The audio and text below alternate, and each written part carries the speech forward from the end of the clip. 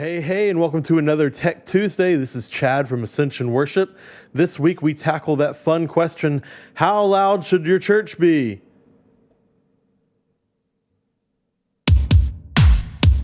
Hey, what do you say?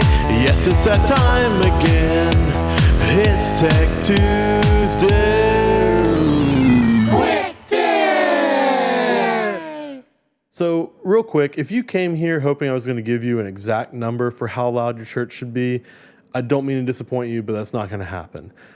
Just like how there are many members of the body of Christ, there are many different styles of worship out there, and therefore different volumes that worship takes place. And there's nothing wrong with this. It's how we've been designed as a creature of God. So don't go out there trying to find the exact number. A lot of people will try and say, 85 or 90 or whatever it's going to be. This is going to completely depend on the people in your church and other things like the culture of the church, the history of the church, the physical environment that you're mixing in. So don't get too caught up on a legalistic number. There's nothing wrong with decibel readers, but I find that a lot of people live and die by that decibel reader, and you might be choking the life out of your worship service by doing so one way or another. So what I like to do, real simple, is called the clap test. And all you're going to do is you're going to go out during rehearsal into the center mass of the room where the most people are going to be standing. And all you're going to do is during a song is you're going to clap during a point that's got, full band going that people will actually be hopefully clapping to. You're going to sing during a chorus. I know that might feel weird when you're trying to work out a mix, but find a moment in there just to sing for just a moment. One, you're going to get the song into your heart and understand the reason behind it. And two, you're going to understand with these two techniques how loud is the volume of the room compared to my individual worship. Ultimately, one of the goals that we have for congregational worship is to bring everyone in the room together to focus on a song that we're singing unto God or about God. And the one thing that's going to be a real big struggle to do that is people's sense of self. For me personally, if I walk into a church, even though I've grown up in churches, if I walk into a church for the first time and I walk in and there's all this house light going on and the volume's really low, I feel like everyone's pointing and looking at me because I'm the new person there. So I go to sing and I feel like everyone in the row can hear me, and I'm a terrible singer. I don't want people to hear me.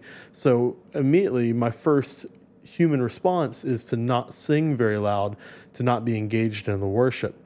And that's completely missing the point. So that's why a lot of times when we set up the worship experience, we're pulling away the things that point to ourselves so that we can be focused on the leadership as they're teaching us to sing to God. So that's my thought behind it anyway.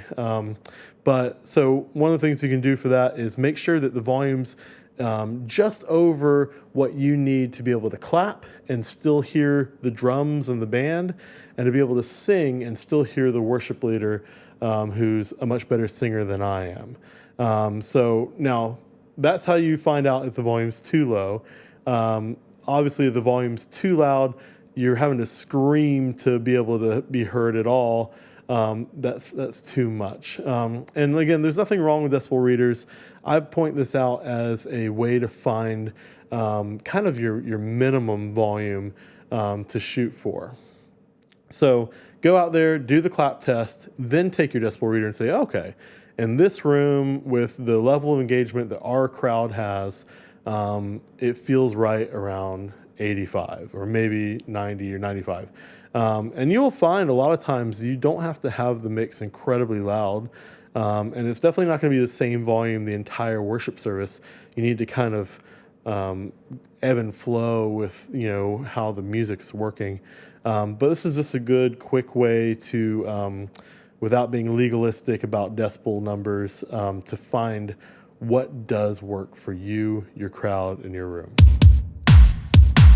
Again, this is Chad from Ascension Worship. I hope this has been helpful for you and your team.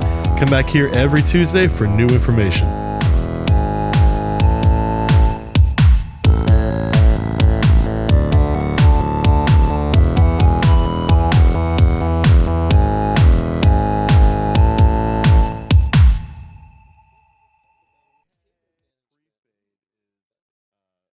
Give me that banana.